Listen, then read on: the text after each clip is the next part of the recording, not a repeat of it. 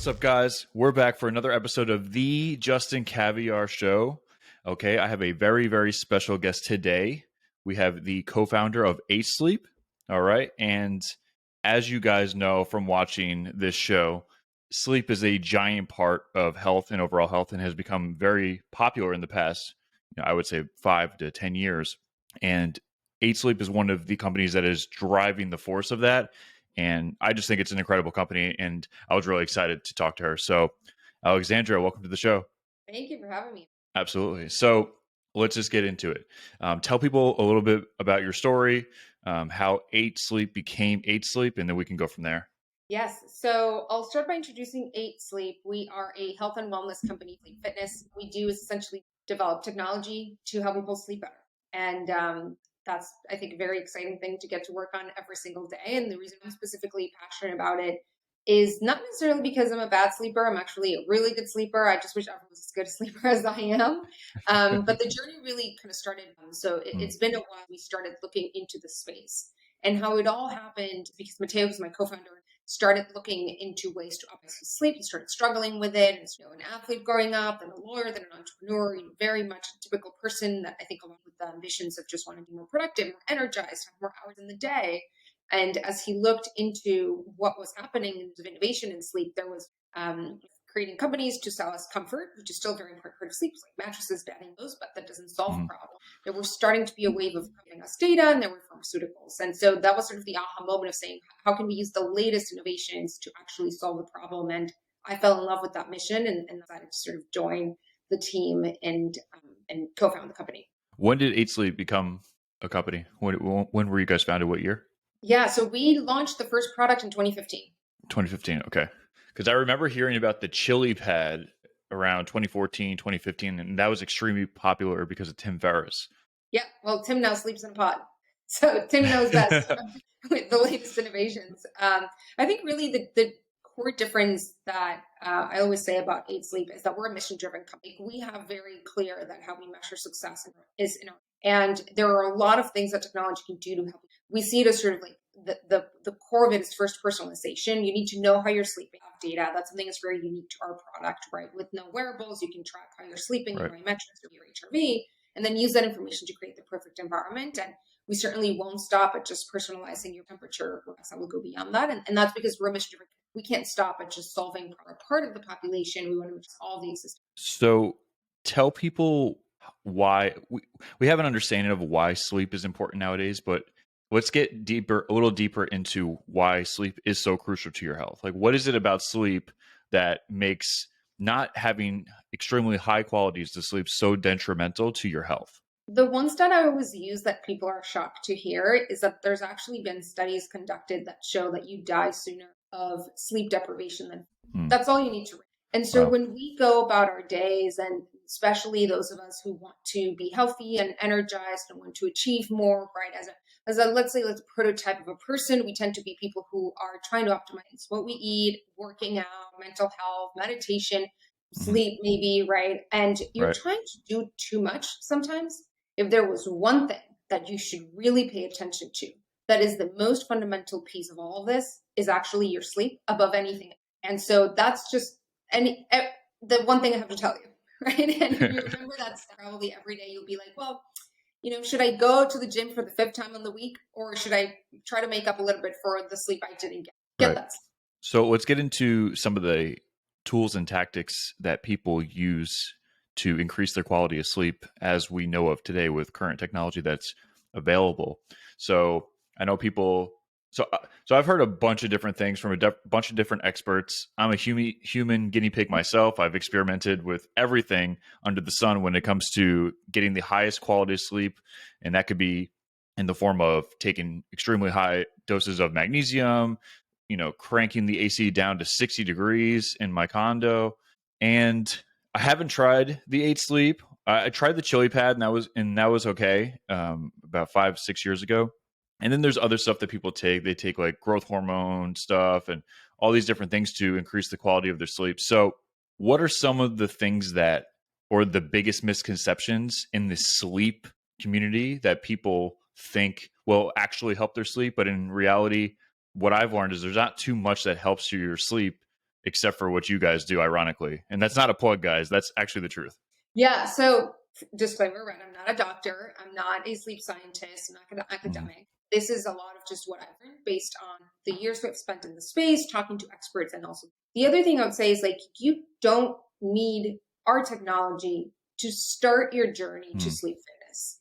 That is also part of for us being a mission driven company. We want you to achieve that state and that sleep fitness. You don't have to do it through our products. We hope you understand that our products will help and that you see a difference in using them, but it may not be that that's the solution.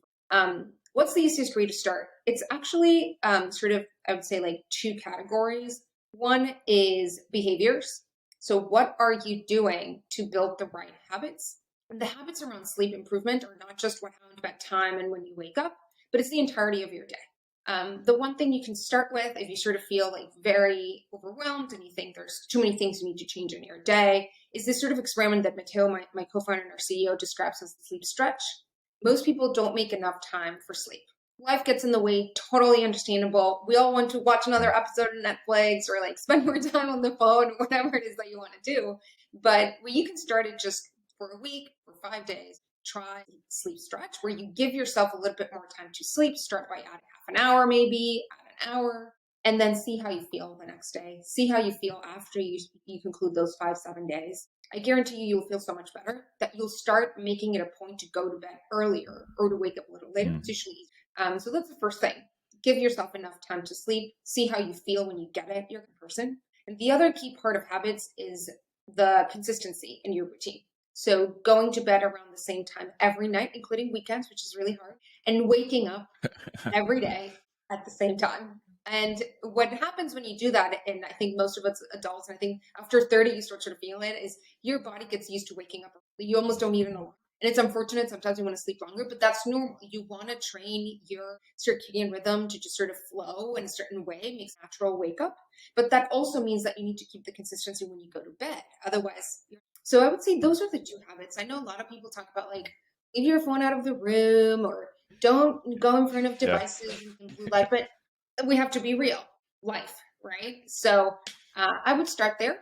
The other set of things you can do is environment. So, like you were describing, there's technologies you can use to optimize that is the temperature in your room, the temperature in your bed, the light, the noise, the comfort, even your partner. Is your partner snoring? Is your partner moving too much? Does your partner have a different routine? So, do they go to bed later? You would actually be disturbed by them getting in bed and sort of like those first minutes where they meet someone turning. So, all of these elements of the environment actually has a huge impact in sleep. And a lot of people don't realize the number one factor is temperature. So if you start somewhere with environment, start by optimizing the temperature to make sense for what you need as an individual. Absolutely. Okay.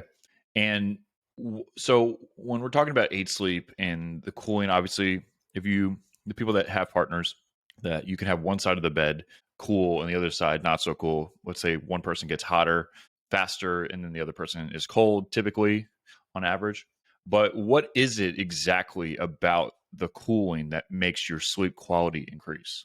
So I'll take a step back and talk about like how did we arrive to this idea of building a product that can regulate temperature. So that wasn't actually the first concept that Matteo and our other co-founder Max, our CTO, thought about. The very first thing that they wanted to do was just be able to track sleep seamlessly, because Matteo had been struggling to understand what was happening with his sleep, what was affecting it. So we thought, well, as the sensors in the bed, you'll be able to build a pattern and over time identify what's happening.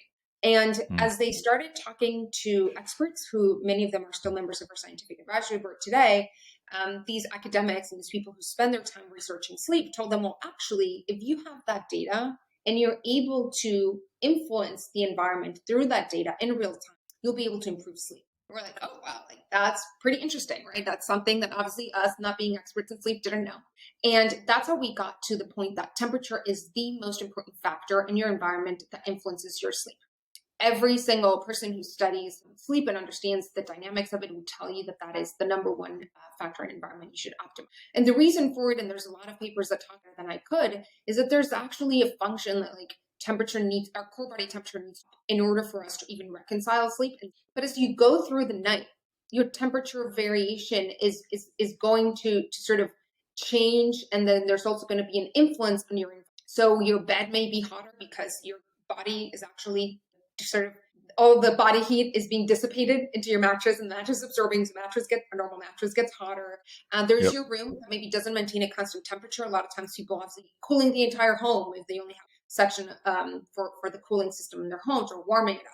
And there is the fact that for the most part, a partner will also influence the temperature you feel under. So there's a lot of these things that get in the way of what would naturally be a process that your body would go through, which is like the core body temperature needs to drop, and then you'll be able to fall asleep, and then it will be fluctuations during the night. One of the biggest fluctuations that I think most of us can really understand is around like the 2 to 4 a.m. time, when a lot of us actually feel cold. So the opposite happens when you start feeling cold, and if that happens and you sort of like wake up, you grab the covers again after you toss them in the middle of the night when you were feeling hot.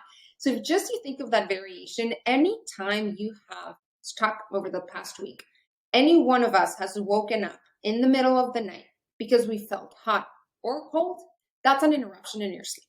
And so we thought, if we can avoid those interruptions, just to begin with that, we could give you better quality sleep because you will maintain, right? And just taking out those interruptions is sort of like the first goal, which means giving people the ability to personalize their temperature and each side is different and each moment of the night. But then we took it a step further, which is, well, if we give you that personalized temperature, can we actually help you fall asleep faster? And can we help you achieve deeper sleep? And when you wake up, would you actually have a higher heart rate variability because you slept better?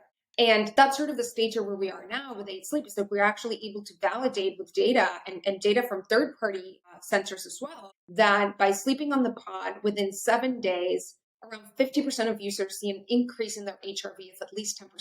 That means you're definitely recovering better than before. That means that, for any reason, whether it's helping you fall asleep faster, whether you have less interruptions, the temperature control, the personalization of temperature, whether you're cooling it or heating it, is helping your body physiologically recover.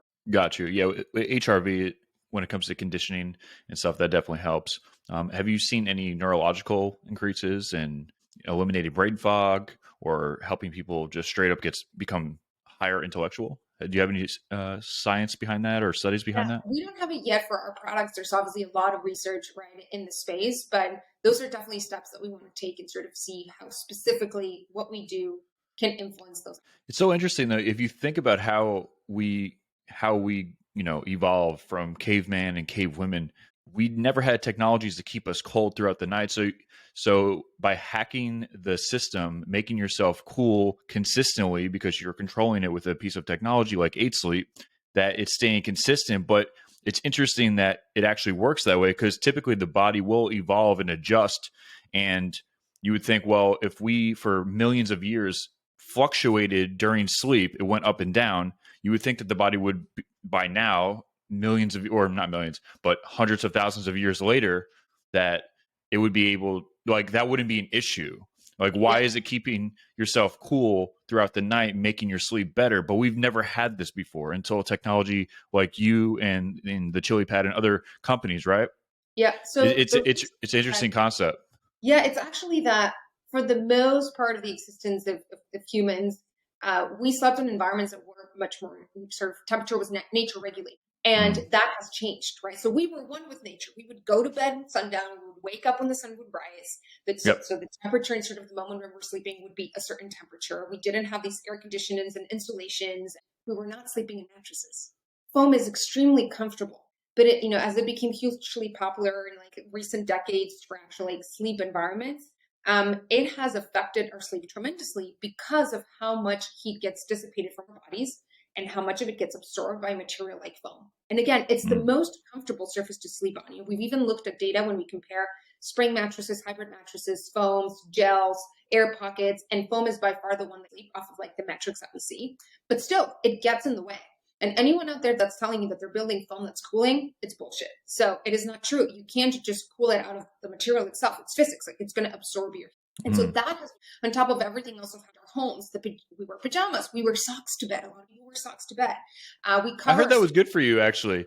I heard that was actually there. I saw one girl on Instagram. She posted this like scientific study of why wearing socks increases your quality of sleep. And she basically was saying, oh, you guys used to make fun of me and told you so.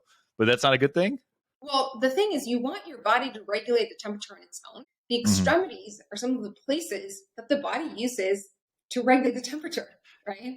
And so if you're covering it, what's going to happen? You may feel comfortable, and this is very personal, right? And this, we can talk about gender differences. But Hmm. let's say women. A lot of women actually have the issue with their extremities. And so if you're uncomfortable at any degree of temperature, whether you feel too hot or too cold, you'll actually have trouble falling asleep. So in my case, I actually need to warm my extremities in order to reconcile sleep. But Mm. as I actually fall asleep, I'll start feeling warm. So what happens? I probably wake up and take a sauna. And if I Gotcha. don't, I'm going to be uncomfortable all night. My body's going to have to find other ways to regulate that temperature for me, right? So that's where, like, there's a lot of interesting considerations. There's personal level. There's like maybe patterns, gender. There's, for women, we're very complex as we go through different cycles during the month.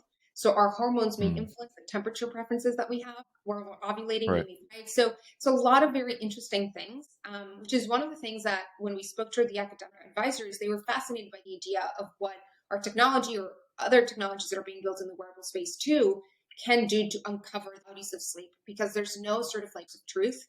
There's so much more that we need to learn. There may be people who benefit from going to bed with socks the entire night. We need to understand why and what does actually that actually does to them, but that doesn't mean that that applies to everyone else.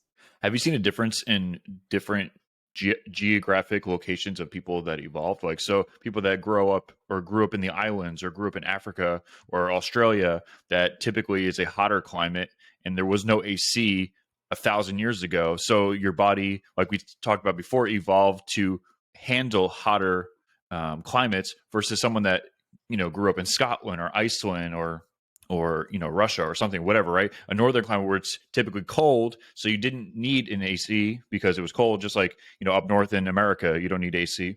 Have you seen a difference in doing the studies? Do you have this?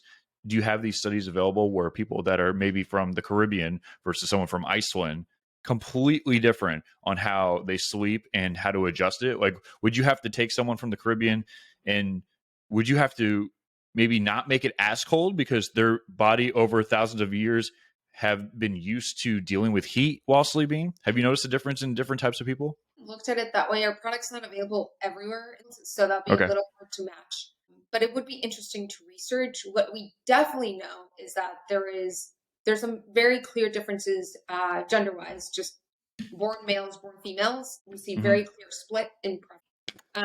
And we see for those born females that the influence of our hormones incredible. And we also see it for women who go through pregnancy and the change in the temperature preferences as they are pregnant versus when which is pretty fascinating. And so that already tells us there's like an immense variety affecting the temperature preferences. Do you have any eight sleep for infants? And have you seen, No, or do yeah. we have any studies on the development of the child while using an eight sleep type technology? No, we don't have an eight sleep baby version, but it's a very real. So probably Is it? eventually in the market. Yeah. Yeah, the babies actually, which makes sense because they're humans. But temperature is a really important factor in them sort of dialing sleep, and parents sort of dial in the temperature of the room and how you cover them, and like you can't put a blanket or anything over them while they're sleeping. So there's a lot of very interesting things there that can be done with temperature to help them fall asleep and stay asleep. Gotcha. So explain to people the difference between literally cranking your AC down to 58 degrees versus something like the eight sleep where your back, or assuming you sleep on your back, maybe your side, maybe you sleep on your face, I don't know. And let's say that somebody sleeps, but the temperature is colder versus somebody saying, oh, well, I could just crank the AC to 56, same thing, right? What's the differentiating factor between you actually sleeping on something that's cool in your body and your core temperature versus freezing cold air that your AC never stops all night coming out of the vents? What's the difference? So let's start first by talking about the fact that when you have the AC, what's grabbing out of the Nest thermostat, when I set my Nest to Hmm. go to 70 degrees, it'll read what the temperature is in the area where the sensor is. That may Hmm. not be how my bed area actually feels. It may not have reached that temperature yet. It may not ever reach it. And so that's just something to consider, right? That makes it a bit of a struggle to maintain the air temperature, and that will be most helpful for you. The second thing is that you're obviously, most people will want to cover themselves while they're sleeping. And so the temperature that you have under, it's a microclimate. And that microclimate has a much larger influence in how you will feel temperature wise while you're sleeping than the air in your room, because that's closest to your body. So what you really want Hmm. to control is that microclimate that is. So that's why we decided to put the temperature regulation right underneath you, underneath your body. It has a larger surface over which you'll be in touch. It's much more direct. And the water that we're using to warm up or heat or cool down each side of the bed will actually be a much better temperature conducting element than the air. So you'll be able to feel it cooler or feel it warmer in much shorter periods of time and sort of maintain that Mm. temperature for much more easily. So let's say you don't have an 8 sleep or you don't have any type of cooling technology, and you're like, okay, well, this is what I have. I can't bring it. Maybe you're going overseas and you can't bring it, whatever. Right? I've actually talked to a couple scientists and doctors that use 8 sleep, and they said, oh, I went back to Australia or I went back here and I couldn't bring it over. My sleep quality drastically decreased. So let's say you can't bring it there. Are you recommending that the best quality of sleep is cranking the AC down and not using covers? Yes. So sleeping naked or sleeping with very few clothing, not Right. using heavy covers. And the AC thing is really a matter of what you need. You may not have to go to 68. Some people want it at 62, right? So you need to sort of find Hmm. what's the right for you. Um, How do you know what's the right level? Is it until you start shaking? Like, is colder better? No, you have. So the challenge with the AC actually, and with products that may sort of try to maintain the same temperature throughout the night, or randomly you set whatever, the lack of intelligence or personalization can become an issue with temperature Hmm. because you don't need a constant temperature through the night. You actually have at least three main parts of the night when you need variation. And Hmm. so the best thing you could do in some areas, which is something I do when we travel, say like to the mountains and you have sort of the fresh air, is like sleeping with the window open because Hmm. nature will go through the temperature changes that you will need. It will get like colder, then it will get warmer as the sun starts rising. And so letting nature do its job may be more beneficial to you than sort of trying to overdo it in environments when you don't have the technology available. Right. Well, does it now? This is also assuming that you go to bed at like a reasonable time, right? Like, what if one night you only get 3 hours of sleep? Does the fluctuation in temperature really matter at that point? Like, what if you tend to go to bed at 3 in the morning, but 3 in the morning naturally it's colder than it is at 12? Yes. I don't know if that's true. I'm Yeah. just saying as an example. But what if you are, no, I get a lot of work done from midnight to 3 because my wife is sleeping and my kids are sleeping and no one's bothering me and no one's emailing me. So I go to bed at 3 and I wake up at 10 a.m., right? Yes. Is it different? Is there a difference if you like go to sleep at a certain time versus if you go to sleep earlier? And if someone does go to sleep later, how would they be able to customize their sleep patterns with that natural rhythm? So a lot of the temperature fluctuations are actually connected to your circadian rhythm. And that's Mm-hmm. not something that like our product is setting, right? That's just how your body is in connection to the light and how the day flows and the 24 hours of the Right. day. So um, if you were going to bed at 3 a.m., you're probably going to feel cold, regardless of maybe if you were going to leave, right? So there's going to be those things that just biologically are happening in your, and so you need to understand them and you need to, more than anything, try different solutions. So the way that we tackled that with 8 sleep is that through the data, we can actually sort of start the temperature, what we call actually your autopilot um, profile. It sort of kicks off as you get in bed and you fall asleep. And whether you get in bed at noon or at 3 p.m., once you are like, hey, I'm going to go to bed at this time, like that kicks it off, then it knows in real time because of the sensors when you fell asleep, when you're falling into the next phase of sleep, we're almost ready to wake up. And that's what we're using to adjust it. So that's sort of the crux of the intelligence that we've built. It's taken a lot of years to build it because it's really hard. It's all based on machine learning and requires data, requires implementation. But now people can sort of see the benefits of a bed that is self-regulating based on a lot of these signals. Gotcha. Okay. So ideally, if someone didn't have an 8 sleep, you would say put the AC low enough to the point where you're not shaking, but it's still cold. Sleep naked with no covers. That's what I would probably do. Everyone's different. That's what I Yeah, do. But yeah, that's what I do. But I just want people to, if they can't bring it or they can't afford it, whatever the case may be, right? Then that would be best case scenario. exactly. And you mentioned early on in the conversation that experimentation is really important. And Hmm. sort of from the basics of habits and sort of understanding what works best for you. even trying, what happens when you don't set an alarm? At what time does your body naturally wake up? And then get a sense for like, is that my Right. rhythm? Is that when my body consistently, day after day? And then you say, well, backtrack what your bedtime should be. That's an experiment. But then environment wise, do I Hmm. sleep better with socks, without socks, with heavy pajamas, with no Right. pajamas? And I think it's so personal that that would probably be what I would do, but would invite anyone to experiment. Right.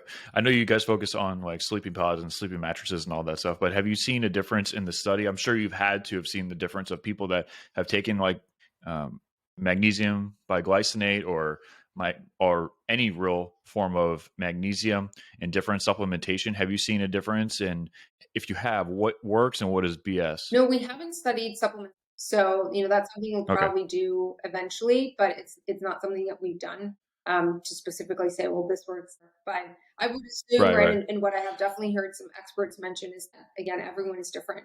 So there may be people that have certain deficiencies in certain components, and it makes a difference for others. Right. For sure. For you, it's kind of everyone needs to cool their core body Yeah, temperature. It doesn't matter what blood type you are or what diet you're on. It doesn't matter. It's the same yeah. thing. Got you. No, that's very interesting. What is when you're evaluating new people that jump on?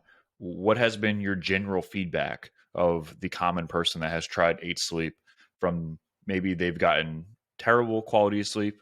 And is there anyone that joined your studies that literally you couldn't help? Like even with the 8 sleep, they still got poor quality sleep on what do they call those? The ring Yeah. and or the whoop strap, right?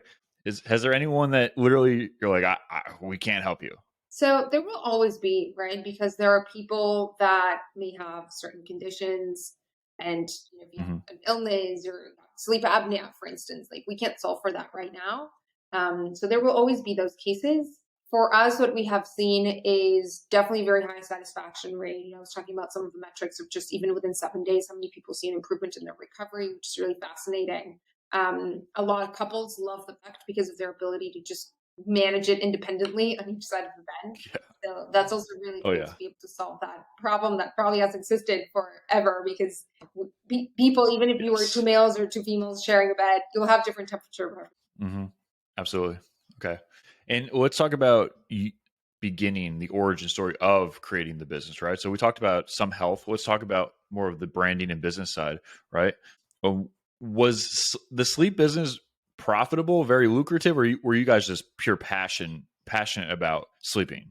I mean, sleep is a huge opportunity, right? Because there's Right. obviously everyone in the world sleeps, and we spend a third of our lives sleeping. So we definitely thought, well, there will always be people.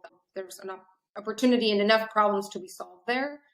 But it was something we were really passionate about. We became really passionate about this idea that we could use technology to help. We could also build a brand with an important message of how do we make this sleep fitness a lifestyle? How do we get people to desire to be sleep fit? Because that's a net positive. If people sleep better, they're going to live healthier. So that was really appealing to me personally. And when we started the company, there were some companies in the space starting to do some things, right? There was a lot of sort of companies doing in the wearable space starting to do sleep tracking. There was a lot of applications on your phone you could use to track your sleep.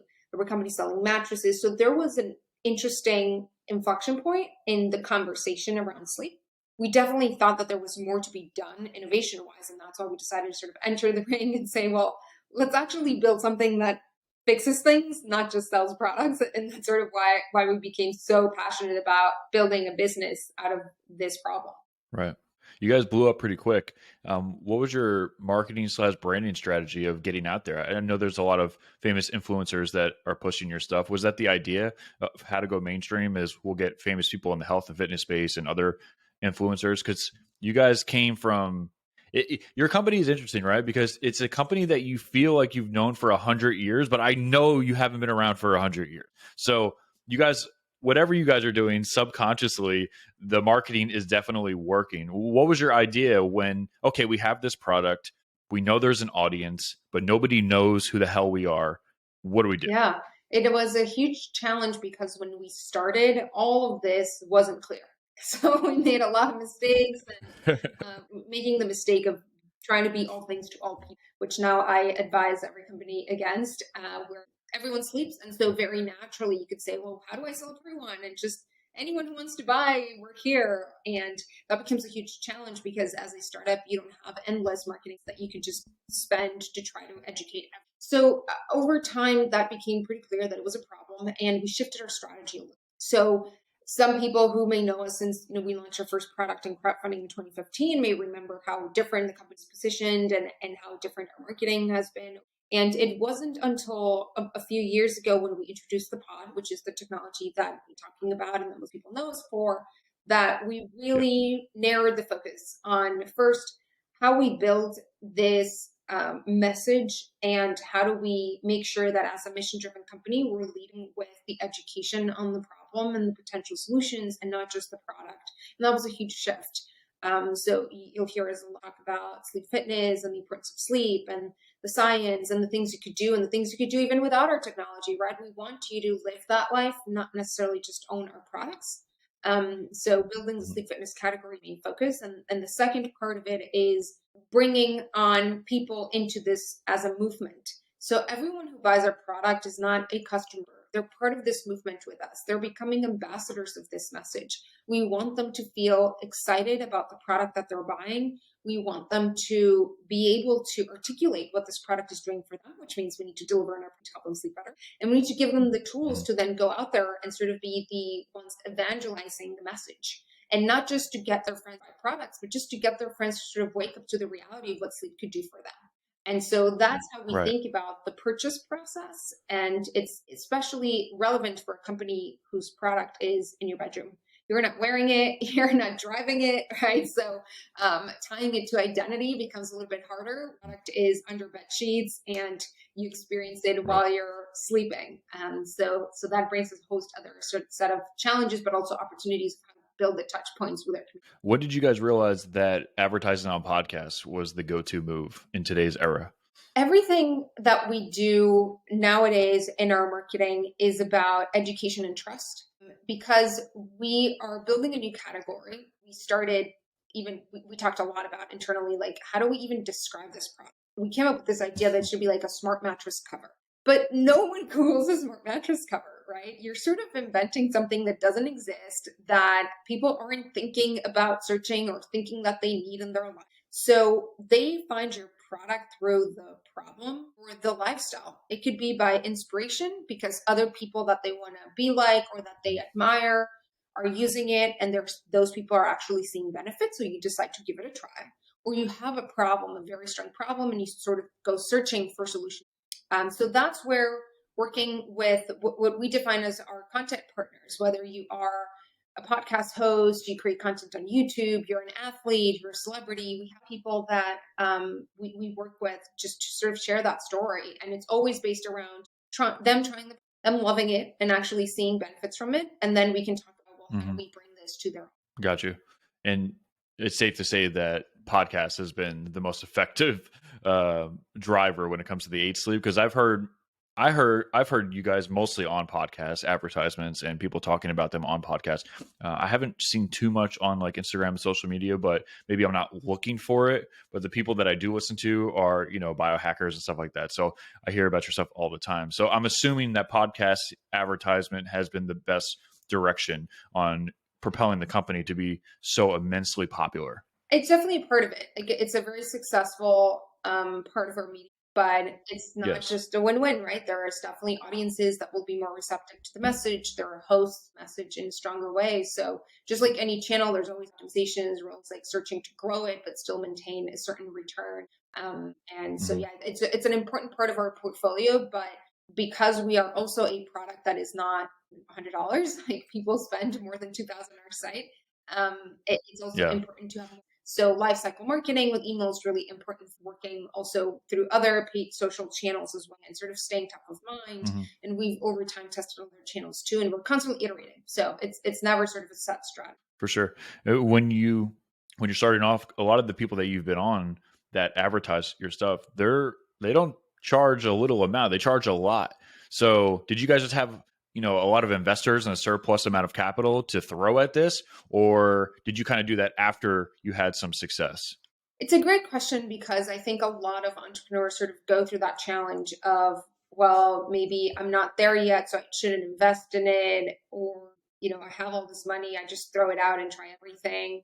It's a balance. I think that's what we've really learned over the years. We run the business in a very efficient way. We're not the type of company, and I think most companies nowadays, after what we've learned in the last few years, are not throwing away customers. We're being much smarter in the way we go about marketing. We're being much smarter in how we run our businesses. We look at contribution margins, like all of those things really matter. So that's how we make our decisions.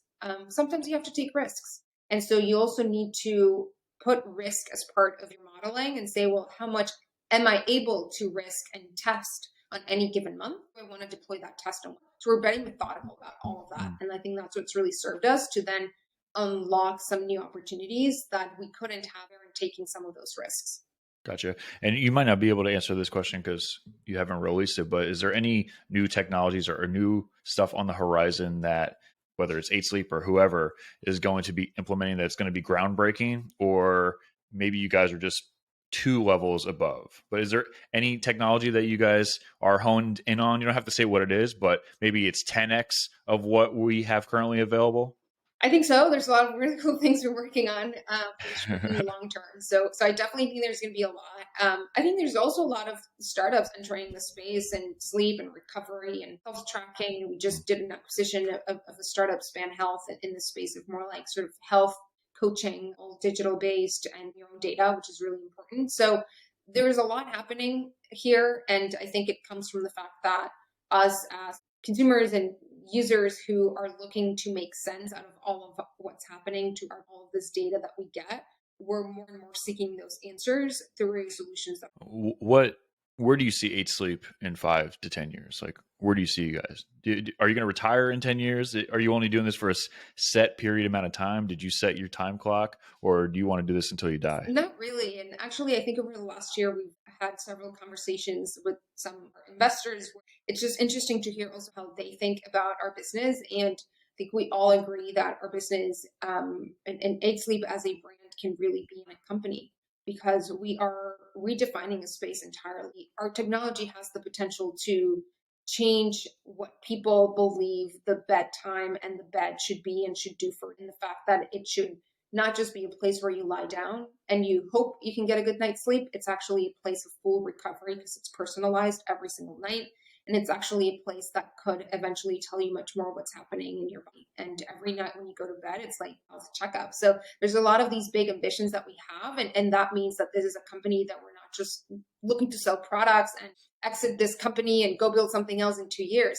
This is long term. And this is really a passion and huge commitment. But we hope that 8 Sleep can really, Tesla has become, like Nike have done in their own space. I think there's examples across the spectrum, but we believe that. Got you.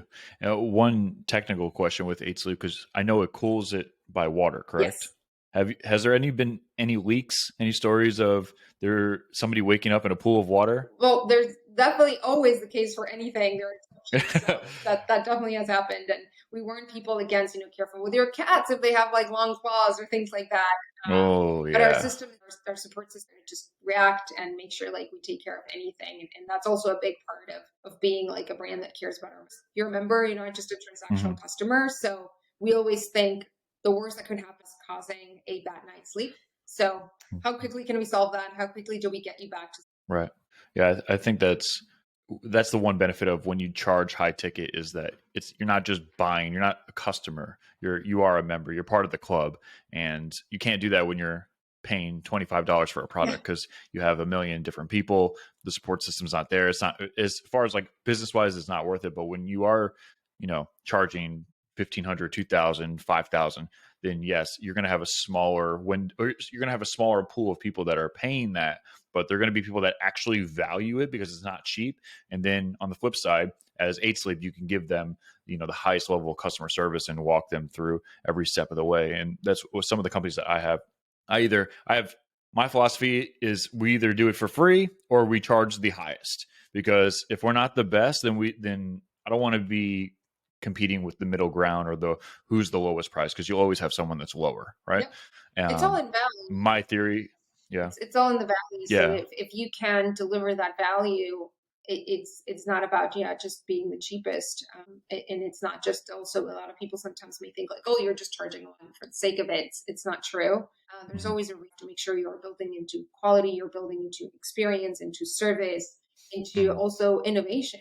People who are members who use the pod, and especially those who bought the first versions back in 2019, they know that there's always improvements. Know there's always features and software every month that we're releasing, that there's new versions of hardware, they get early access and special pricing to upgrade. And so that's the entire service that you get by coming into this community. Yeah, and also people value it.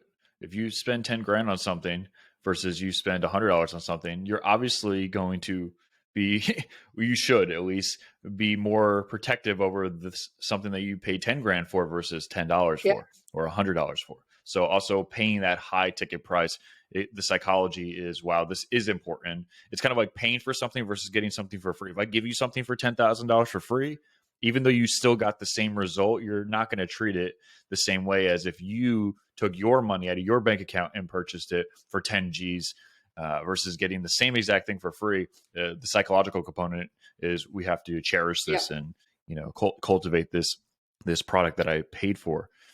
It's interesting. You brought up Nike and you brought up different companies like that. Let's say you did become Phil Knight. Obviously, you're not Phil Knight. You're not a guy. But let's just say you became Nike. Now what? What do you have to look forward to at that point? I don't think it Have you thought about ends. that? Like, I think when you are mission driven, always seeking ways in which to make that mission a Hmm. reality is to bring it to more people. At which point do we start thinking about a wider variety of products that could be more accessible to different segments of the market? How do you make it global? Right? Hmm. Like, there's still a lot more that can be done. I think it Right. never Well, ends. I guess I guess I'm trying to, well, nobody knows the answer. It's just assumptions. But what does Phil Knight think about? Is he thinking about growing Nike or is he, I feel like once you get to that level, like the Jeff Bezos, Elon Musk, Phil Knight, you start to view the world differently than just creating a business and making money and stuff. You view the world of like a more like meditative, three-dimensional view of the world, right? Because you're not motivated by money. You have everything. You can buy whatever you want. You have a huge company. Now it's like, okay, now what do I do? And that's why, or at least what we've seen so far, everyone's trying to get into space and get the hell out of here. I actually don't think, for the most part, people who, I think even at any sort of middle stage of a startup are motivated day in and day out because of money. If you were, you Right. probably wouldn't start a company. There's much easier ways to become Or rich. yeah, that's a business. Yeah, you own a McDonald's. Yeah, Cool. there's much Yeah. easier ways. There's sometimes faster ways to make less grueling, less taxing on your health and your mental health and your friendships and your relationships and yourself, right? So I don't think that that's why people start these companies, and I think that's what made businesses become what they become. Think of Tesla, think of Amazon, think of Nike. They're founder-led businesses, and the Hmm. longer they can be founder-led, the more unique they could become, because there is some other level of inspiration and desire to build something that is iconic and sort of leaves a mark on the world. And it sounds really cheesy, but the more of these types of people that I get to interact with and you hear them talk about it, you realize that the reason why they wake up every day and they still go and do things, and Elon Musk deciding to do all these things he does every day, like he could just retire, go to an island, is you understand that there's much more potential that you have in you and the more desire to learn, to grow, to contribute, to Hmm. build things. You find it interesting, and you continue to see Hmm. your body raced, and you seek the next challenge. And some people will love that lifestyle and will find that the best way to spend their life, and some other people won't, and it's totally respectable. But I think sort of understanding that the motivation isn't just, or for the most part is actually never money, but is something else that Right. you're in pursuit of. And it could be validation, it could be ego, it could be something else, right? It's not money, I think, for the most part. So I Mm. think that's why there are still founders that wake up and sort of look at, and they continue to build things within their business or start new business. What type of actionable tools and advice that you can give to someone that was maybe in your position when starting Eight Sleep? What would you tell them that you can actually do? I know a lot of entrepreneurs, they'll give the hocus pocus philosophical answer, but you can't really put that into action. And the reason why I started the show is I want to ask deep questions and really it's like, okay, cool, I get it. That's like the That's the PR answer, but like, what's the real answer? How can someone actually like put this into action, right? So if you could go back to 2014, 2015 and talk to Alex and say, hey, listen, definitely don't do this and definitely do that, what would that be? One thing, surround yourself with people, your co-founder, employees, your investors, your advisors, your peers, your group of people who are going through the same things as you. That's the one thing you Mm-hmm. should always be doing, whether you're an entrepreneur or not. But I think especially when you're starting a company, especially if like me, we were starting a company and doing something you had never done before. That's the biggest. Smarter in specific areas of fields, because I have a lot of businesses and I have a lot of partners, and almost most of my companies are medical companies, and all of my partners are neurosurgeons and extremely high level people. But there's a lot of common sense issues that are going on. Hope they're not listening to this. So when you say smarter people or smart people, you want to be the lowest IQ in the room. Are you talking directly in what you're focusing on, or just in general? Because I know a lot of smart scientists that when it comes to science, they're brilliant, but they don't know anything about business, or they don't know anything about anything else, right? So what's a more direct way to approach it? Like if you are starting a company, who should you hang out with? Well, I think that you sort of gave that answer, which is you need a diverse set of people. And this is something I've heard Ray Mm. Dalio talk about, and he's written in his books before. The idea that Yep. you can't take advice from the same people all the time, because like you'll actually need in different areas to hear from the experts in each of those areas. And even when you get that feedback, that knowledge, you need to filter it. And that's what makes the job, especially of a CEO, so difficult. Sort of like a lonely job. Thankfully, I'm not the CEO of 8 Sleep, but you need to think about these as your personal advisory boards, and you need to understand who do you go to for which topics. Like I would go to a doctor to tell me about what their specialty is, and if they're all a neuroscientist, I want to learn everything about what they're. But to your point, maybe they won't be able to tell me about how to build my brain. So that's okay. Mm-hmm. It doesn't mean that those people are less smart. We can't all be knowledgeable of everything, but it is in your ability to understand in which area are they excellent that makes a difference. You need to feel like the people around you are great at something. You admire them in some dimension. And the other thing that I have found over the years is that there are actually a lot of people in our lives that may know nothing about business, but they are really good at understanding the world, at understanding culture, at understanding psychology of people, right? Or even people Mm-hmm. who are really good at grounding you. That's valuable. People who you can go to and share your problems, and they'll give you a different perspective. That's also valuable. Sometimes you will need them. Mm-hmm. So just need Absolutely. to be much more of a student in this journey than pretending to be a master, and seek the Mm-hmm. masters in all these different dimensions and be really good at analyzing what are the strengths of people and in which areas you trust them as well. Yeah, ego is the enemy, right? Shout out to Ryan Holiday. Yeah. Yeah, it's funny because the only way, or at least as we know, the only way to actually learn in the post-adolescent years of adulthood is to make errors. Yes. That's the only scientifically proven way that you actually learn, is to mess up. And if you have an extremely high ego, it's going to be hard, especially when growing a business, because if you want to look cool in front of everyone and you want to look like the sensei, well, you're probably going to say the same. We all know those type of people that have huge inflated egos, and they typically stay the same. Like they don't really evolve, right? Yes. Versus someone that is, and it's typically the lower intellectual people think they know everything, and it's the people that are extremely smart that think they know nothing, because there's so much we don't know about this world. Yeah. And those are the people that are, continuously evolving, versus the other people that unfortunately tend to stay the same. Well, that is sort of the Um, point, is that we actually can all grow. I don't think that there's a sort of yep. just blocker where you're this smart and you stay that smart. I think is the continuous development, and in every dimension of your intellect and your curiosity is what you grow. No one Mhm. is just built with a fixed level of intelligence or IQ.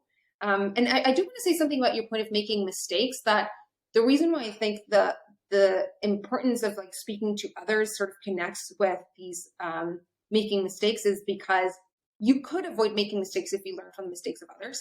So I'll give Right. an example. Warren Buffett. The first time years ago that 8 Sleep was going to do advertising, I had never done that in my life.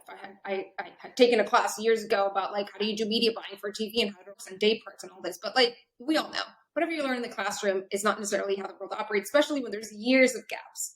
So what do I Hmm. do? Do I just like take the risk and grab these like hundreds of thousands of dollars that you need even to start advertising on television and do a test and like see what happens? Do I go to people who have done advertising at my similar level of budget that I have at a similar inflection point where my company is and ask them, how did you do it? Who do you work with? How did it work out? What were the mistakes that you made? What would you suggest for me? And so obviously what I did was the latter, to say, well, let me go learn from people who maybe some of them didn't have anyone to learn from. Maybe they were pioneers in that space and they learned and they made mistakes. And they'll be able to share with me what to do, what not to do. And I think that applies to anything that you're doing in your business. Like you should always seek learnings. And I think that's also where conversations like this are helpful, and podcasts and continuous education is where people can learn from the mistakes that we all share that we've done. Right. Right. It's a catch-22 though, right? Because Warren Buffett says it's good to learn from your mistakes. It's even better to learn from other people's mistakes. But let's face it, if you touch a stove, if you personally, Alexandra, touch a stove and burn your fingers, now your mind is going to be hardwired to beware when you touch that stove because your fingers will be burnt. If I watch you burn your hand, I feel like you get 50% of the way, right? Unfortunately, some people have to burn to learn. And those are the people that typically tend to have the highest ego, right? So ideally, if you are the most optimistic and you think you know nothing, even if you're Elon Musk, I'm sure Elon Musk thinks he doesn't know anything in a lot of cases. Actually, I know examples of him asking people that are not even close to him intellectually, but they're a master at marketing or Facebook ads or whatever. And the whole conversation is him just asking questions, right? And you're like, dude, it's Elon Musk, you're like a super genius, and you're asking this guy that's a marketing guru all these questions. So even those type of people, and you tend to find that the extremely intellectual type of people are the most optimistic, right? But again, some people, I don't know if it's genetic or how they were raised, but they just can't give that up. One of the things is I find you a very high intellectual person. I think that this will help a lot of people when either whether they're starting a company or not, just they want to become a better human, is how do you digest information and implement it, right? What's your filters on acquiring new knowledge and putting that actually into action? It's a great question because I have been iterating on what it looks like over the years. Mm-hmm. I have certainly been the person with the ego. I have certainly, I think like many of us, like you said, we all have made the mistakes and you learn. And the process for Yep. me starts, for me specifically, what works is I love to read or consume audio-based podcasts or videos across a multitude of topics. And I do think that's very relevant for my role and the expertise I bring to Eat Sleep is building a brand and marketing, right? I need to understand not just the business and the tactics and the strategies in marketing, but also what is happening in the world, what is culturally relevant, what celebrities are popular. Mm-hmm. Like it's such a wide variety of topics. And I love being able to consume across a lot of these things and then understand how are these things connected and are they becoming trend and try to spot some of these things in my business. So it starts with that sort of diversity. The other aspect of it, which is something that my friend Polina Marinova, who has an amazing profile, talks about your content diet, right? So we watch a lot what we put into our piece, but what are you putting into your mind? So over time, I do these sorts of periods of like a cleanse where I say, well, where have I been spending my time? Is there a certain maybe like even TV show or a social media platform way too much time on and I don't feel like it's giving, and value isn't always like I'm gathering information and learning. It could be even just helping me really helping me disconnect, maybe sort of actually just influencing some positive emotions, de-stress, right? And a lot of times I find like there's things in my content diet that are not giving me anything of what I'm. Instagram is one of those platforms. For the most part, it's sort of inducing. There is a bit of inspiration. I love that part of like I keep up with culture, what's happening, what are the trends, but for the most part, it's a spiral of just anxiety and consumption for the sake of it. So I will go off of platforms for a period of time. I will stop following accounts that are not giving me any of that benefit. So watching out for your content diet sort of these. And the third one is that you will never feel like you have enough time to learn as much as you want. That is just a reality, and especially when you're running a Yeah. business and you're trying to build your business to be even bigger. And so I have learned to do away with the anxiety of it. And rather than feeling like I need to like just make more time and punish myself with more thinking around that is say, well, what can I actually do? What is reasonable? And let's start with that micro habit building and try to stick to it. So the consistency of the habit and trying to digest along morning rather than diving straight into work, saying, what do I want to read about this morning? What's an article that I've opened up that I definitely want to follow on? What's a newsletter I've got in my inbox that I definitely want to get to? And weekend mornings as well. I cannot spend 3 hours in a book. I have other things to do. What can I do reasonably? And just like start there. Have you ever used a I have second not, brain? no. Do you know what that is? Oh, okay, so second brain is basically a concept. This guy Tiago, this Brazilian guy, is pretty brilliant on how he formulates note taking. And you can use Evernote or Notion. I use Notion, but essentially it's building your second brain. And if you look at my Notion, it's like boom, boom, boom, all the companies I have, all the languages I'm learning, the podcast, the YouTube channel, all the social media, like it's all loaded up. And I'll structure my day literally. I'll set alarms on my phone. And every time something ends, I get an alarm, boom, I go to the next thing and I go into Notion, which is my second brain. And I go down the list of everything that I've already preset the day before. Well, my schedule basically stays the same now, but it's everything is structured. So I'm spending deep work into one thing, like one company. I'm spending 4 hours straight, no interruptions, no phone calls on, let's say, 8 sleep, right? I'm spending 4 hours from 9 to whatever, and it's only 8 sleep. Once my alarm goes off, I turn it off. Boom, now it's time for lunch. And I already have it preset in my alarms. And then boom, lunch is done. Now it's time to go to the gym. And then now it's time to come back and focus on the podcast. And I'm only doing research for the podcast. I'm not looking at 8 sleep. I'm not looking at my Instagram. I'm only focusing on that.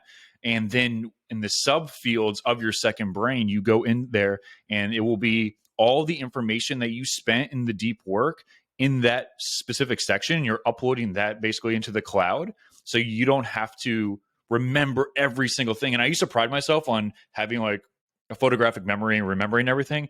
And the amount of information that you do, if you spend 4 hours, most people can't do this anymore, but if you spend 4 to 5 hours, 0 interruptions, focusing on one thing, right? Like if you spent researching sleep studies for 5 hours every day and you had all that information and it's all in your Notion account or your Evernote account, there's no chance. I don't care if you're Elon Musk or John von Neumann, some of the smartest people ever. You're not going to remember every single detail, and you don't need to, because the whole point of having a second brain is to offload that information, to open your conscious up for new information and the stuff that's very important. And then you could take more information and then offload it into your second brain. So that's how I consume information.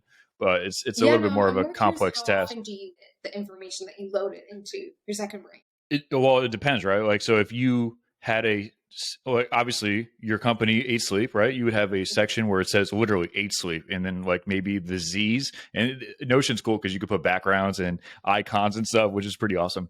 But I'm pretty sure that you would be doing at least 4 hours or 4 to 5 hours on 8 sleep every single day, right? Especially during the week. So if you have to do administrative tasks, obviously you guys are big enough where I'm sure you guys have allocated that. But let's just say you have to jump in because someone called out, or, humans are humans, stuff happens.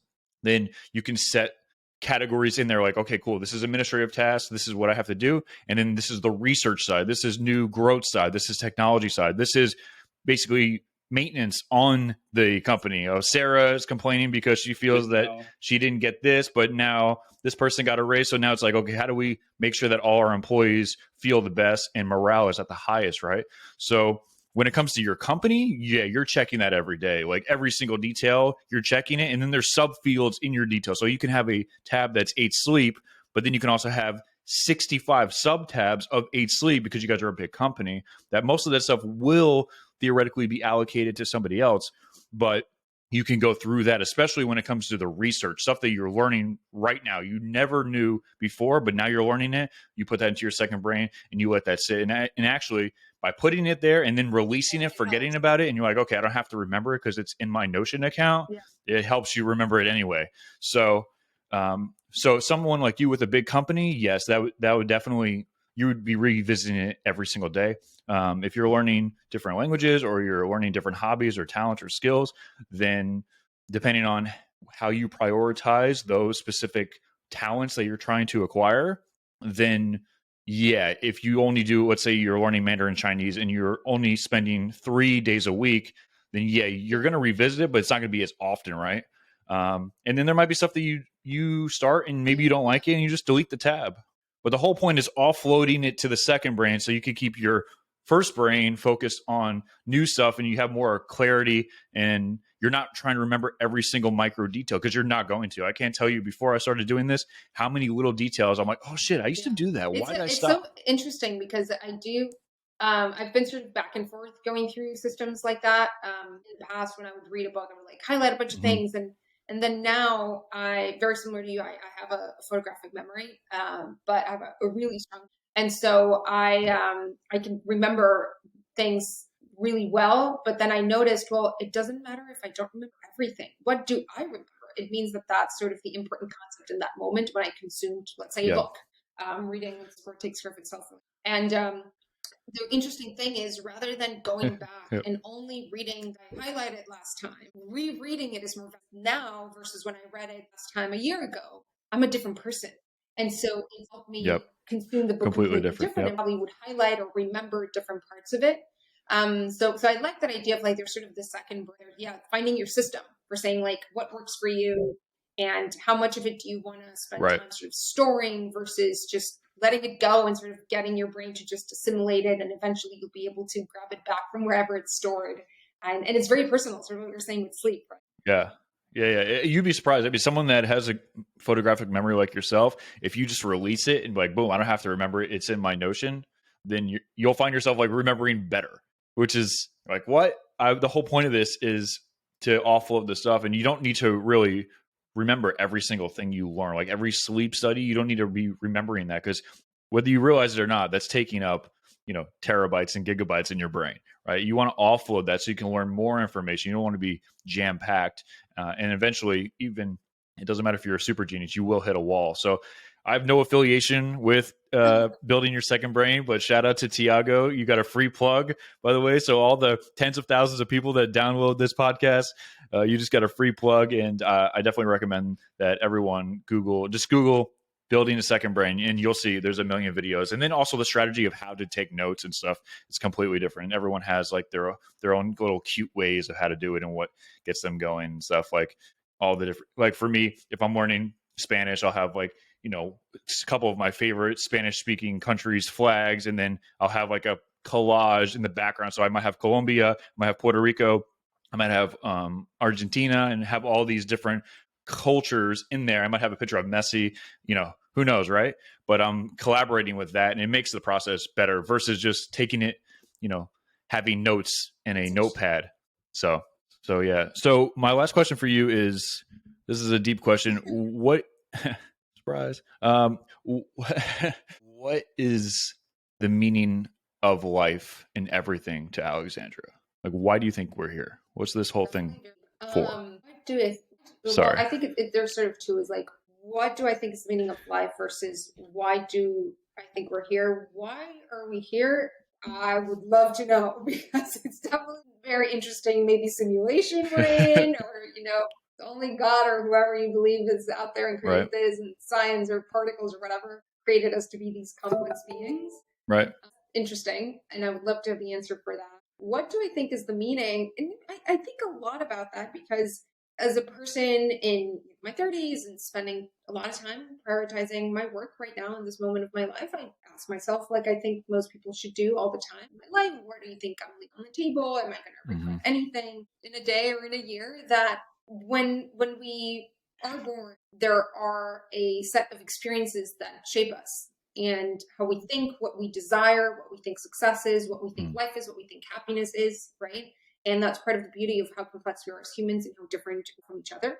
And the purpose in our lives is to try to find in the everyday, not as an endpoint, but in the everyday, the sources of the things that give us those and that give us a truly whole human experience. And so I would probably summarize that as sort of like feeling yourself through life is what I seek to do every day, because I think that that's what makes us unique as humans is the emotions, is the complexity of the emotional side of being a human.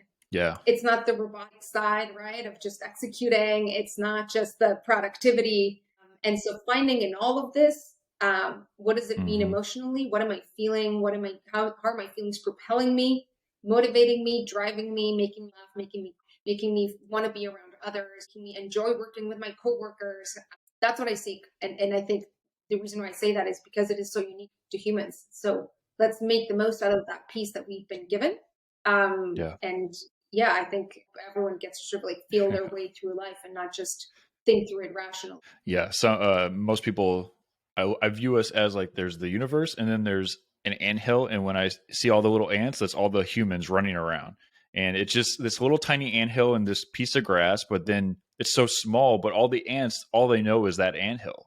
They don't know what's outside. They don't have dinner plans. They don't have restaurants. And we're basically the ants of the universe. So thanks. Yeah, I feel that the reminder of everything will die and you will die, your kids will die, and not to be cynical here and depressing, but the idea that everything will stop. Like 8 Sleep, you're going to create 8 Sleep, you're going to go on and go in the history books of being a top entrepreneur, hopefully next to Phil Knight and Elon Musk. But then eventually you won't be around. And then someone hopefully will carry the torch, or maybe the world will be completely different. And you start to think like, in the current moment, you're executing different tasks in order to make you feel good. And that goes into all the chemicals and feel good chemicals and what makes you feel as a human, survival mechanism. And that's a whole nother topic. But you start to think like, eventually, I'm not going to be here. 8 Sleep's not going to be here. And it's going to be a completely different world. So what is the main purpose of this whole entire endeavor of what we call life? And the very last question, I know I already said the last question, but my last question that will segue directly and correlate with this one is, how does Alexandra want to be remembered? After this is all done, you're gone 200 years later. If I look up your name in the history books, just like I would look up Benjamin Franklin or Thomas Edison, how would you want your paragraph to be read? I think a lot about being remembered by those closest to me.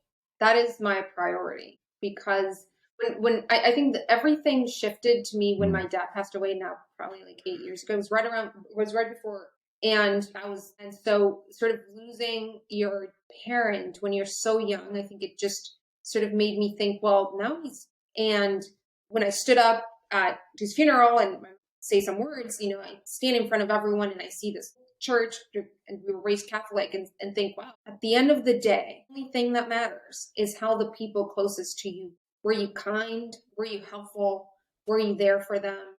Did you make a difference in their and so it may sound weird, because on the same end, I want to build an iconic company. But if I really seek inside my is that those closest to me remember me for a kind person, because I actually think that's harder to achieve than it is to be remembered, have more distance from. Right.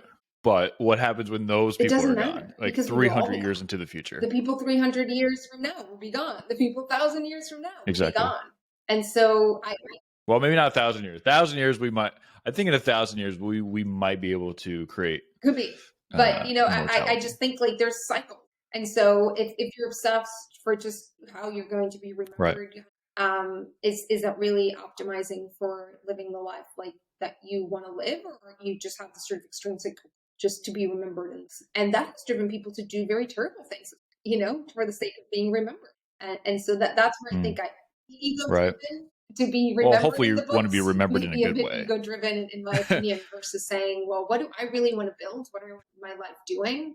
And for me, it's a constant balance of achieving the mission of what we're building, because I really believe in it. And then most importantly, that in that process, the people closest to me still feel the warmth of who I am as a human, and my support, and, just being a good daughter, a good friend, and a good spouse. And those things, I think those are the people that will be standing at my funeral. Yep. Not the people that that's left on my pod. Right. I hope it's my family. Well, hopefully you don't die first. So let's hope that. Let's hope you die last. It's interesting because you start off in your own world, and then you think about after. But then when you think about after, you come back to your own world. And I don't know if that's because we don't have enough neurons in our brain to process what the universe is, but it is interesting. And someone that is highly successful like yourself, that is creating a huge company that will be like Nike one day, I like to ask them, okay, great, this is awesome, but what is the real meaning of everything that Alexandra does? And I think that your answer is great, just like your company. I think what 8 Sleep is doing is amazing. I think you guys are the best in the game for sure.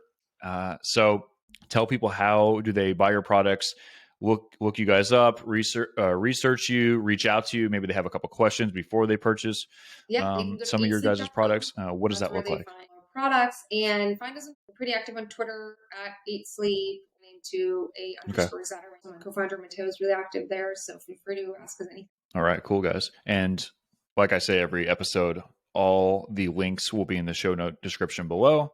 Alexandra, I appreciate your time. I definitely would want to do this again. Everyone go out to 8sleep. Any last words before we end this thing? Well, thank you. All right, guys. This is Justin Caviar Show. We are out. Bye-bye, y'all.